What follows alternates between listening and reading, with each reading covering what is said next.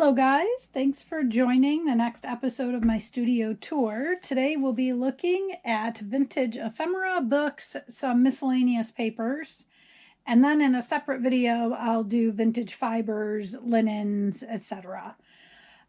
This is Vicki, the Literal Crafter in Western New York, and we're going to jump right in here. What you're looking at is a large metal cabinet, and then there's two separate metal drawers here. We're going to look on top of the green cabinet first. I am going to have to move the video camera around during this video, and hopefully I don't give anybody motion sickness. I feel like it's just the best way to give you guys a better view of what we're looking at. So on top of this cabinet is a piece of wood right here, and that wood is on there because the depth of the cabinet actually stops approximately right here. So I mounted a 1/2-inch piece of plywood that goes all the way back to the wall to gain this storage space and to keep the front of the cabinet in line with the other furniture. So it gained me quite a bit of space. So I'm just going to start in this box here. This is a photo box that I covered. And this is postcards and empty envelopes. We don't have to go through everything here. I'm just going to show you a couple of organizing decisions that have been helpful for me. So I want to make sure that you guys can see. In the very front of the postcards is a series of postcards that has the writing and postage stamp forward. Those are postcards that I've sorted through and decided that whatever is on the front, I am not likely to care about or use. And these are ones that I'm likely to glue down and use the backs of. So that just is an easy grab there. Then I have some categories. I got a stack of these postcards for free. I went through them, kept some, tossed others. So the categories are just kind of what was available. But I have animals, birds, buildings and architecture, bridges, boats, water, flowers, trees and mountains, items which are things like, you know, a typewriter, a chair, things like that, transportation. And then I have a whole group that are mini masterboards. And I recently made a little masterboard on the front of a postcard. And it was neat because the back then was exposed. And these make great tucks, or you could sew a piece of fabric on and sew this into your book and flip it over. So these are larger postcards and they're a little bit heavier weight, so I thought they'd make good masterboards. These are purchased postcards, and these are all famous actors and actresses. And the other half of this collection has actually been set aside for a sale that I'm going to do on Instagram soon. These are all just empty envelopes. They are, you know, all different styles and types. They didn't have anything in them, but I kept them anyway. I'm going to move this just to make this a little bit easier. So towards the back here, I have some boxes. It's all modular, so I can easily get to it. There's an empty date book in here. Aren't those calendars just awesome? I have not yet been able to tear one out and use it. I have scanned ones that I wanted to use. I don't know why I can't use them. I will eventually. This is an old railroad ledger. I think I have two more of those. If I do, I think one's going in the sale. Small dictionary thing, another little calendar. So these are just small, kind of ledger type, handwritten type books that I would pull apart. Except for this one, which is a book about Corning glass. And that is in New York. It's a couple hours from me. And I grew up going there, so I'm going to hang on to that book for now. Behind that is another photo box that I haven't decorated. Woo, that was fun. I normally don't pull these out, so I wasn't aware that would tip. These are all, I'll call them pamphlet style books. Take pages out of these. This one's kind of neat. Look at that score sheet. I'm going to put that with my score sheets, actually. So just all different pamphlet style books are in here. And then I have 2 literary digests. So I put those in there as well. Again, those are, you know, I'm taking those apart and using pages in my projects. And then in the back there, this is a wooden mail sorter. I'm going to try to pick up the whole camera on the tripod and see if I can show this to you.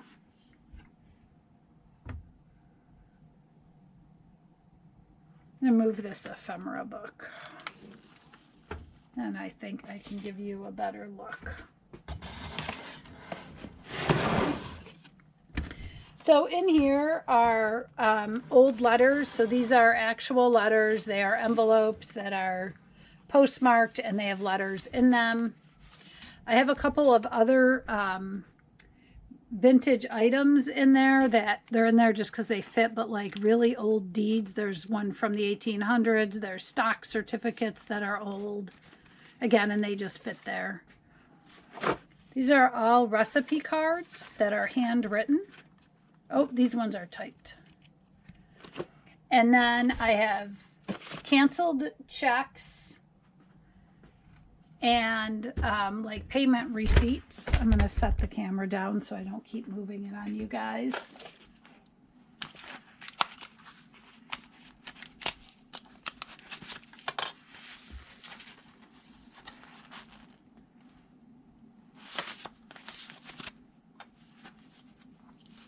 A couple of sets of old check stubs.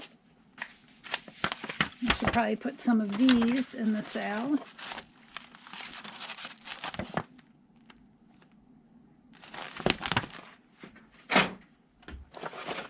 And then these are vintage greeting cards. This is a hodgepodge of stuff. Those are drawer labels that were actually on the drawers of the cabinet that I'm on top of right now, that we're looking at right now. So these 2 small boxes here are to be determined. They just fit there, so I left them there. This is an ephemera book, but it's all purchased. So none of this is truly vintage. Most of it has a vintage look about it, and the book fits here, and so I leave it here. Just going to show you a little storage tip that's not related to vintage, but since we're at this point in the studio, I'm going to show it to you.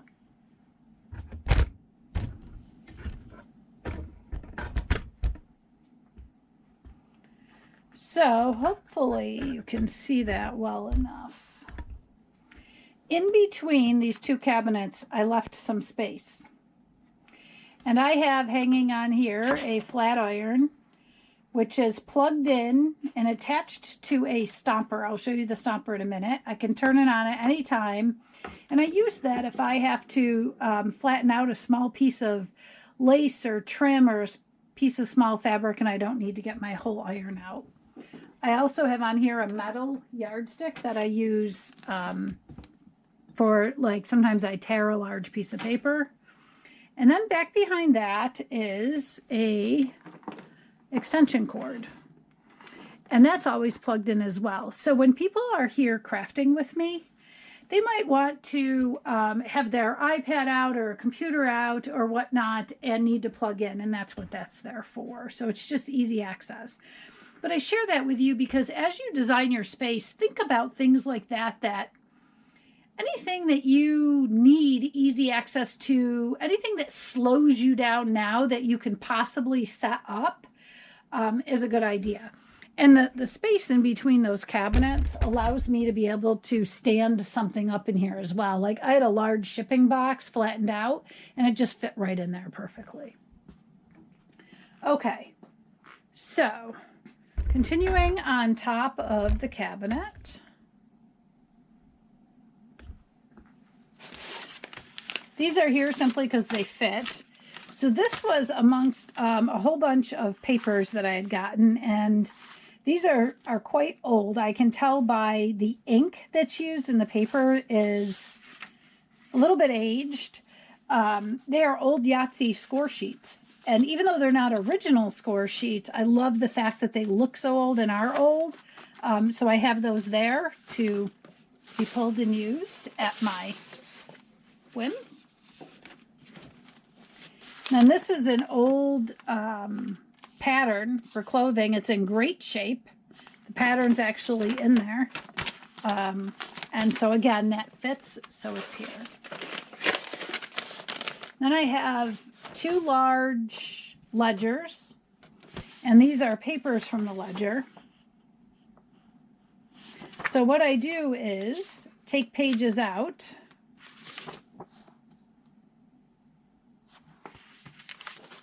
and then I can pull from those pages. When I need more pages, I just remove some more pages. And this way, I don't have to continuously be pulling out those big books to get to pages. These are pages out of other types of books that I have. This is actually just an isolated page, but so all of those are together so that I can pull as needed.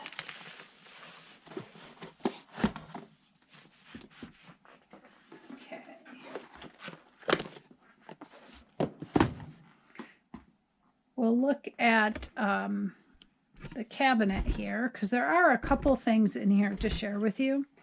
So this drawer is handwritten ephemera. These are form receipts and correspondence. So by form receipts, I mean things like this, receipts that are filled out. All types of receipts. And then in here,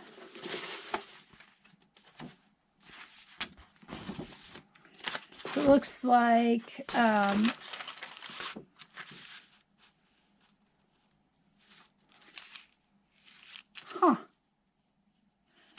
I didn't even realize that all of this was in here. I have another place for some of this stuff, so I'll have to go through it. But these are some mix of type and written, larger pieces. And then I have some full-size pieces and then correspondence.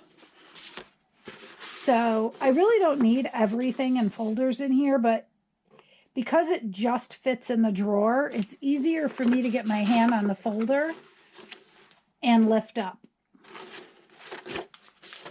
And then here is printed ephemera, kind of large stuff.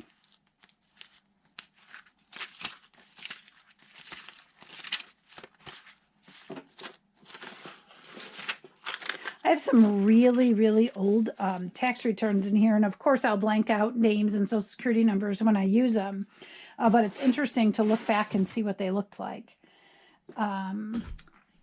Okay, so I think that's it in those drawers. So let's move over. Take a look at what we have going on over here. Okay, so just want you to see how this storage is set up. So this is a separate piece of furniture. I don't know, think of it as an end table or something like that. These are 2 separate metal drawers that are not connected. So I put a 1/2-inch piece of plywood on top to create a continuous surface so that I could use it for storage.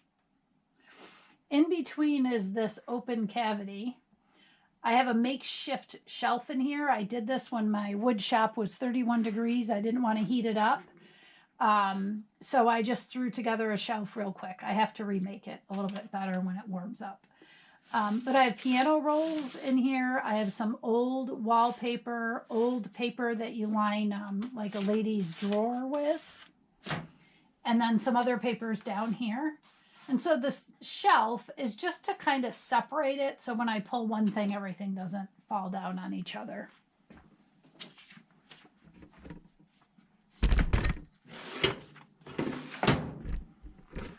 Okay, so we're going to look up on top here. And I want to point out, so from here up to here is about 2.5 feet or so. And if I had not added the shelf, there would be a lot of empty space. right? I would have only used this space. And as makers, how often do we have things that are 2.5 feet tall? So I made this shelf. It's just the two sides and the top. And down here is pretty much nothing right now. This is nothing vintage related. It's just empty space. I put the boxes in there because they fit. And then on top, a friend sent this to me and I like it, so it's on display. I keep these. These are like price stickers and labels of vintage things that I've purchased. And I think they look old, and so I use them. These are some purchased items, but they're old looking, so they're in there. I'm going to move these and then take the boxes down so that I can give you a better view.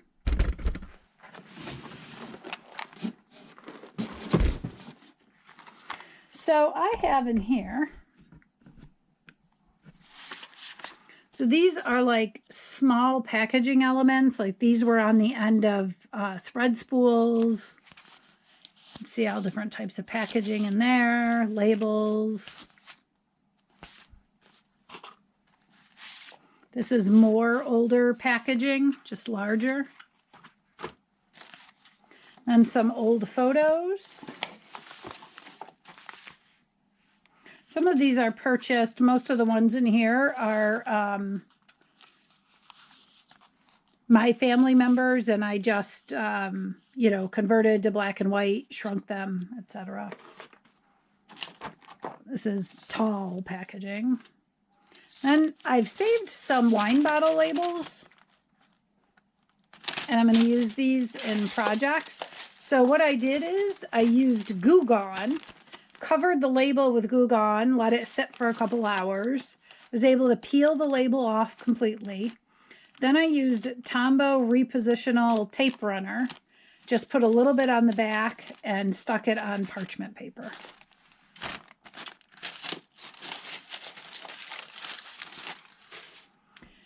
This is various ephemera about New York local. So I was born and raised in New York State, nowhere near New York City.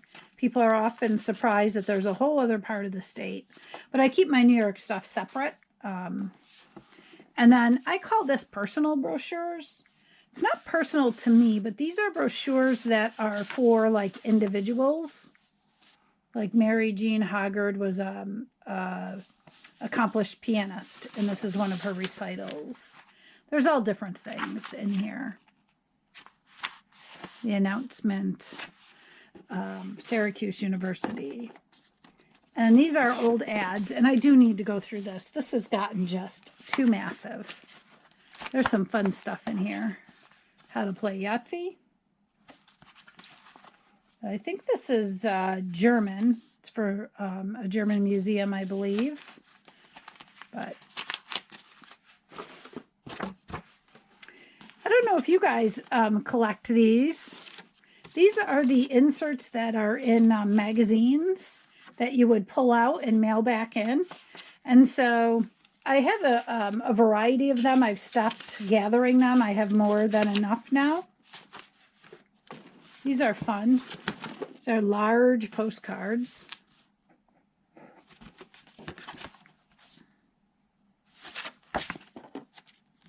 I think actually I might put some of these in my sale.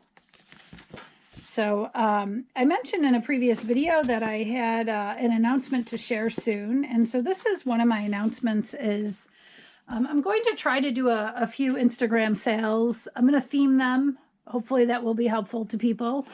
I really do need to destash. I have too much. Other people should have access to it. And so I need to learn how to do an Instagram sale.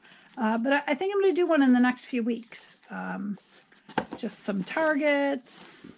This is awesome. So I'm an avid cyclist, and I want to do a bicycle themed journal, and I can't wait to use this.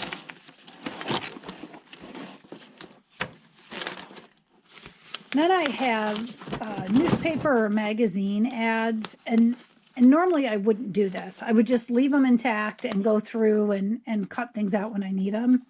But I was taking other things out of these publications. I thought rather than keep the whole publication, just cut out what I want and get rid of it. That's why I have those. It's kind of nice to have those ready to go though. And then a whole bunch of maps. Some don't look that old, but they're fairly old. These are neat, those labels.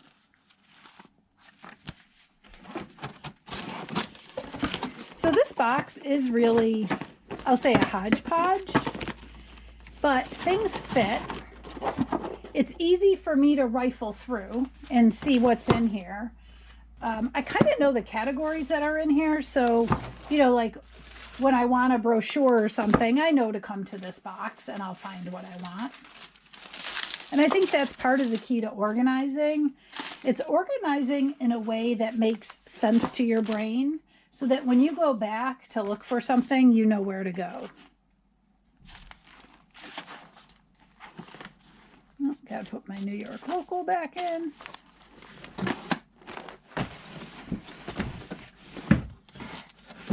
So if you're curious how I got this array of stuff, and maybe many of you know, I got into junk journaling a couple of years ago and learned so much. And last year, my friend told me about estate sales. I'd never heard of estate sales. I was never into antiquing or anything like that.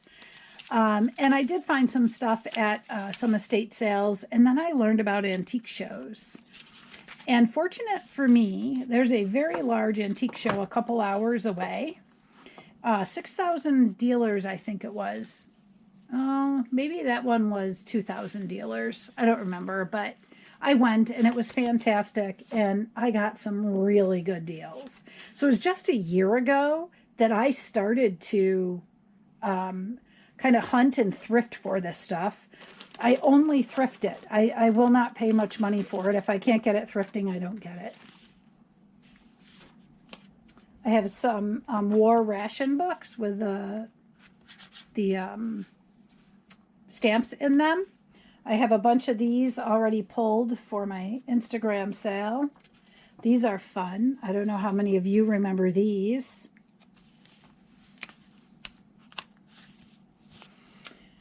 Now, this is probably more age sensitive, right? Because these were super common when I was really young, and then they went away. So if you are fairly young now, you might not have ever seen those, but they're pretty neat. An old calendar. And then these are just some bags. Now, these are not old. These are Chili's, the restaurant Chili's, but listen. Isn't that an awesome sound? I just stuck them in here because they're that brownish color. I can make them look more old, and this is where the other bags were. Look at this one.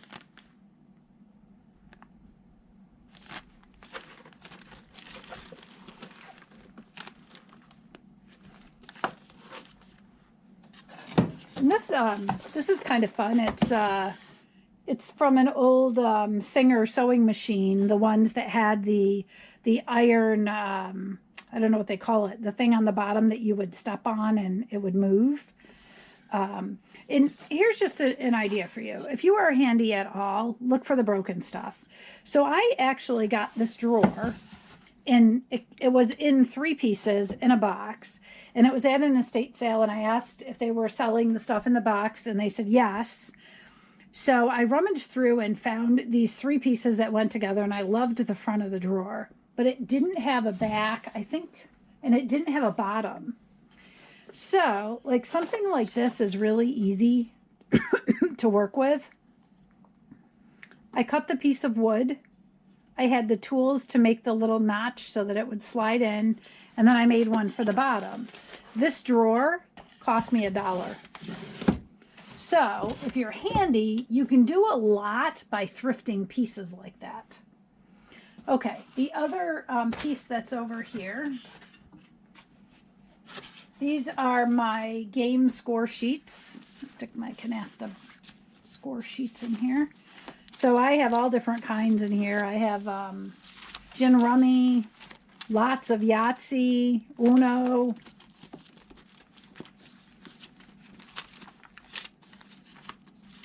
This is not that old, but I want to show you these pages. So even though it's not old, it is a score sheet, so it goes in with my score sheets, and I just make the pages look old for the most part. Okay. This is all stuff from like Simplicity Patterns. So I'm going to explain to you what this is, because some people don't even know this. So I know sometimes people pick up the Simplicity Patterns to use in their work, and they just leave them in the envelope until they pull them. But there's really 3 different and distinct usable parts to one of these. Now this is Butterick, not Simplicity, but same concept. So you have the envelope, which is pretty cool. So that's one of your elements to use. Inside the envelope are 2 different things. One is the instructions, and the instructions are usually printed on what feels like really thin newspaper. It's that same feel. It's very smooth. And this paper works fantastic. If you're into the gel plate, pulling on on one of these, the instructions is great. But anyway, so you have that. And so in this box are the instructions from Patterns, and then the envelopes. And then the tissue paper pattern piece I store elsewhere. If I remember later in the video, I'll show you, but it really doesn't matter. It's not anything magical. It's just keeping those 3 elements and knowing that you have 3 different elements, 3 different types of paper. They make different types of noises that you can use in your work.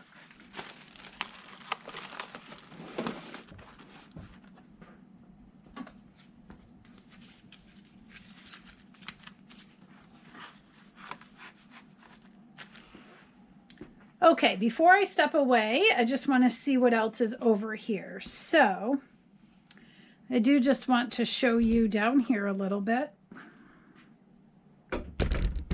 In those metal drawers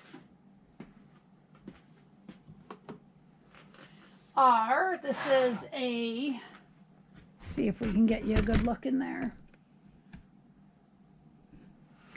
All different bingo cards, and then I have flash cards, a few sizes, and I have some of these really large tickets in there.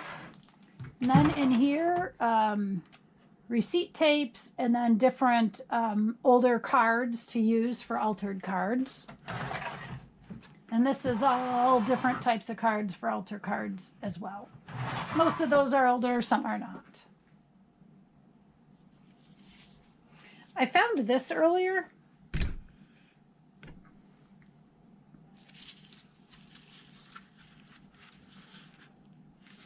And I can't, like, convince myself to take this apart. But the fact that it's just sitting here bugs me. Like, I feel like I don't know. It needs to be used in some way. I guess I'll give it more thought. If you have ideas, let me know.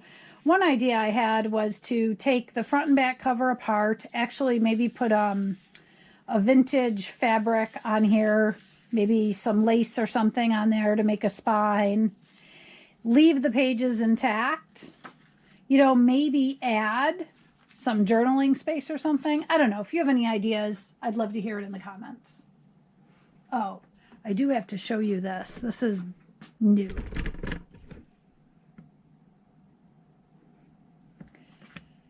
Try to get the camera up there for you.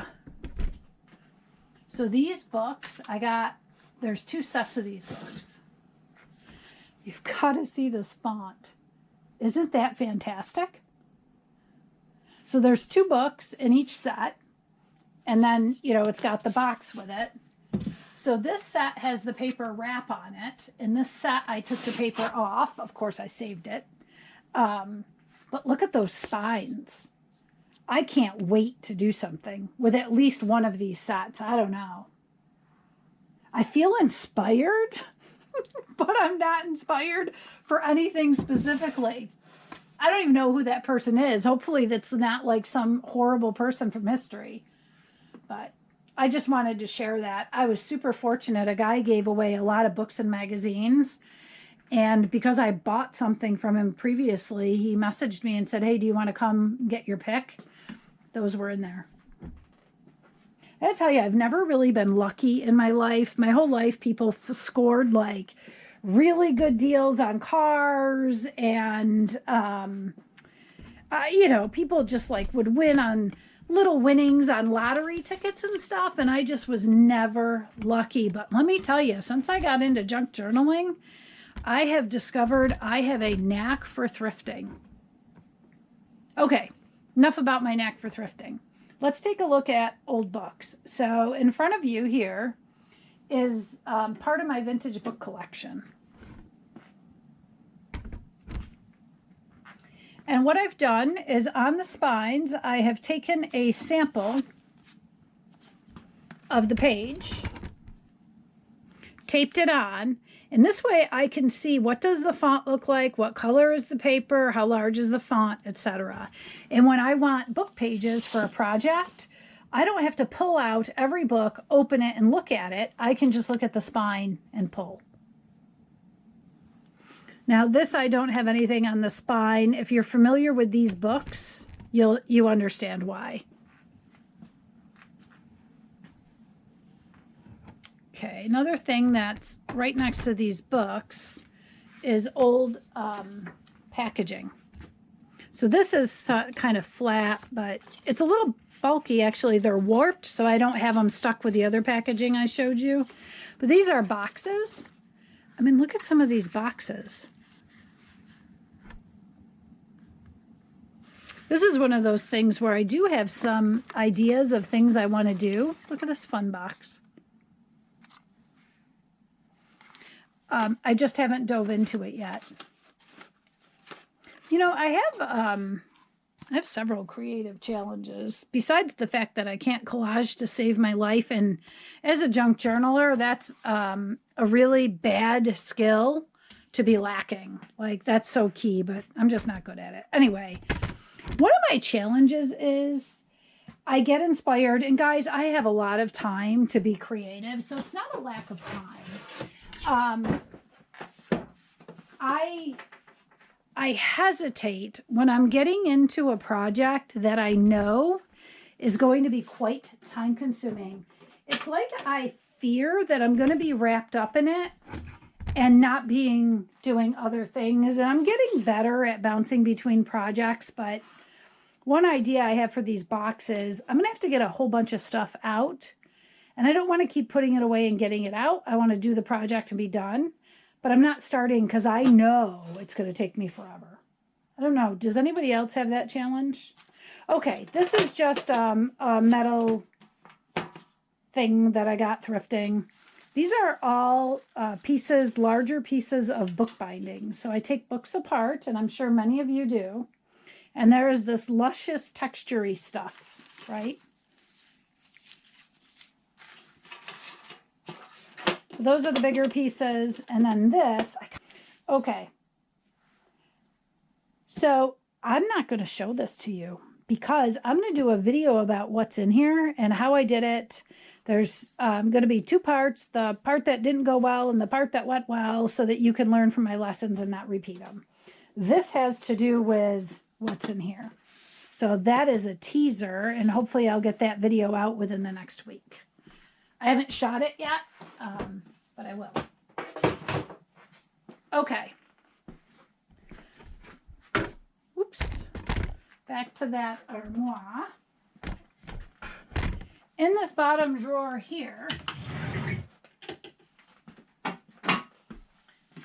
these are pages that I removed from a yearbook, and I removed the pages that had these individual pictures. These are fun to use for if you're doing ID cards or really in any kind of project. This is from, I think, 1932 it says. And actually, I've pulled some of these pages to put in the sale. I'll probably pull more. And then this is a book from 1953. again, with more of those individual pictures. I haven't taken this one apart yet, obviously. Got this at an estate sale. This is probably one of the things that I spent the most amount of money on, although I don't think it was overly expensive. It was $20. A mother chronicled her adult son's acting career. His name's Lou something. I don't know that the last name is ever in here.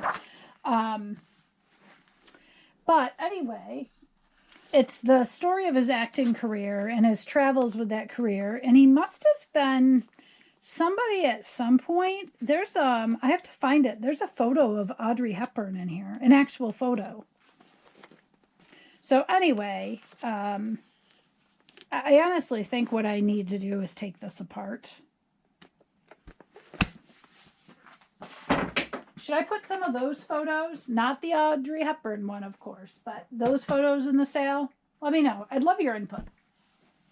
Then I have a whole bunch of old newspapers. And then I have correspondence. So think of this as a kitchen junk drawer. It's just the junk drawer in my studio. Those folders that are left in the bottom tell the story of a mom and dad and their adult children. These are all of the letters back and forth over 3 or 4 decades. And look at that doodling. And it starts out handwritten, and some of the papers that they wrote on are just so cool. They're found papers like we would do in junk journaling. And then it changes to typed. But these are the letters back and forth across the years. I need to go through some of that, pull some of that. As you saw, I had other ephemera, so I haven't really gotten into that stuff yet. And that's one of those deals. I went to a local barn sale, and I was purchasing some ephemera and got talking to them about what I do. And I told them, and they said, hey, we have something else you might like. And they brought those folders out. And, I said, wow, this is like a gold mine. And they just threw it in my box, no extra charge.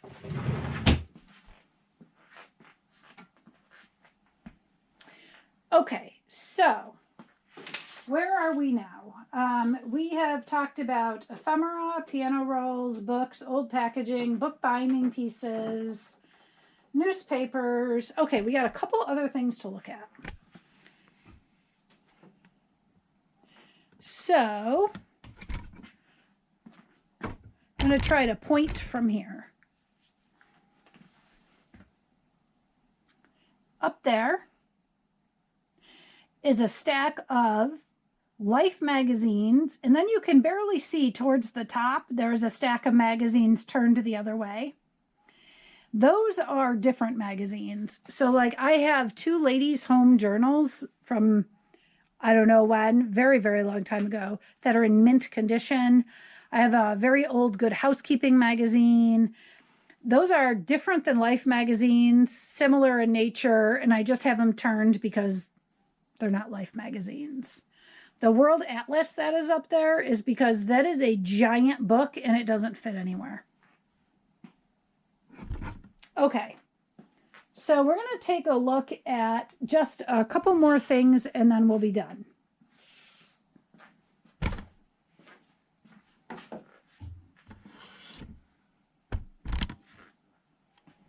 So I have this ephemera sorter, and it is hanging on, trying to get you a view here. You can see part of it at the top, part of it at the bottom. There's up here. So this is a support beam that's supporting the house. And instead of just having the beam, it's encased in a drywall square, I guess. And so this is hanging on there because it fits really, really nice. And this ephemera sorter is neat.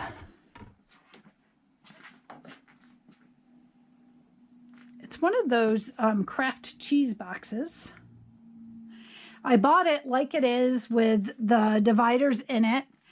I believe it was intended to sit on a tabletop, but I don't have space. I don't have good space for it. So I hung it up, and I love it. When I come down, the first thing I see when I walk in the room is that.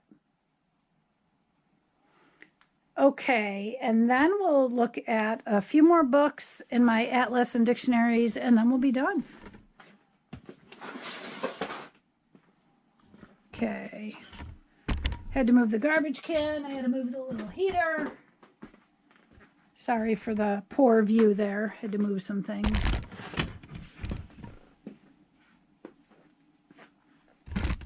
So I have some more books on this shelf. There's 2 more of those chemistry books. You saw a small one over with the vintage books.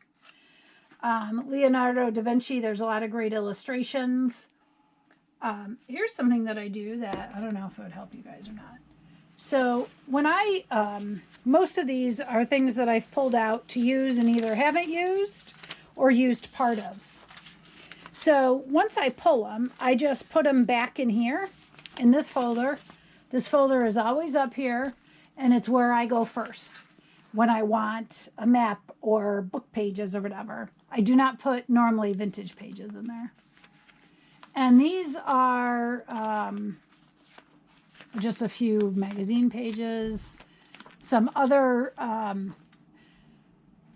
don't know if this is Chinese or Japanese. I have a whole collection of paper with the same type of writing, and then large map pieces, vintage map pieces. These are all vintage music books, all different types of music sheets.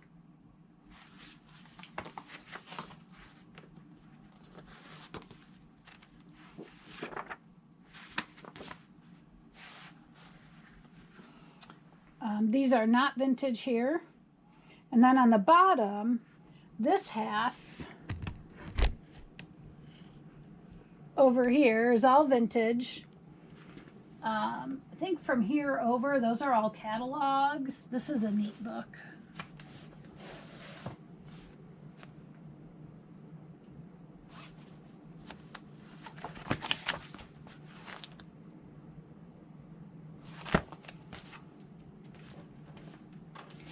And then down here, because they don't really fit anywhere else. No, it's hard to see, but there's like a cabinet at the bottom, and those are all, most of them are old atlases. There are a couple newer ones in there.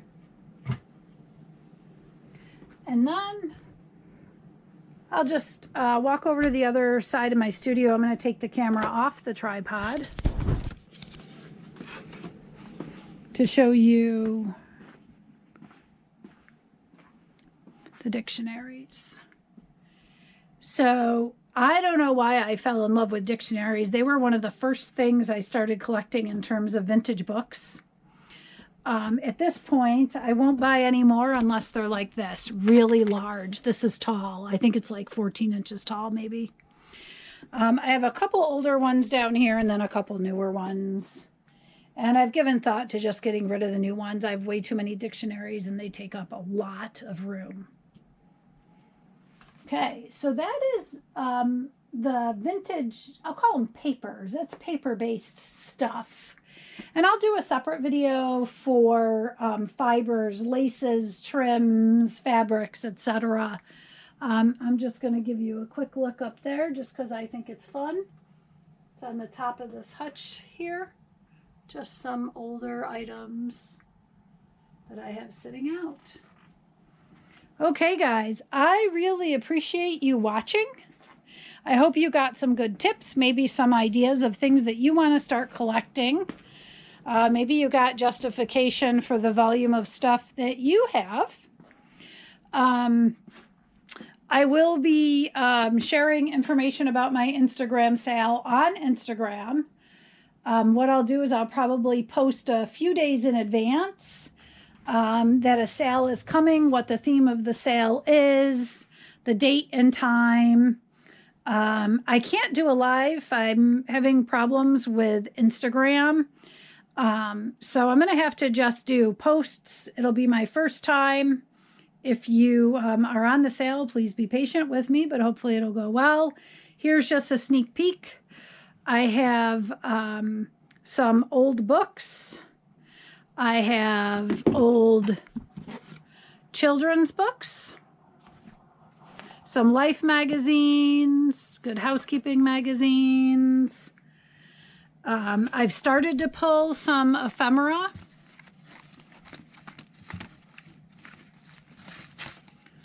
So a couple ledger books. Oops. And then, I don't know if you've ever heard of onion skin paper, but listen, it sounds wonderful. Literally kind of looks and feels like onion skin. I'll be doing packs of that as well. And then definitely some linens. Here's some lace, just a sneak peek. This whole bin is linens. If the first sales go well, I will continue to do more destash. Guys, thank you so much for stopping by, watching the tour. Hopefully you'll provide some feedback in the comments about some of the questions I asked during the tour. If there's anything specifically you want to see in upcoming videos, let me know. Really appreciate you watching. Consider subscribing, giving a thumbs up. Hope you have a crafty day and stop back soon, guys. Bye.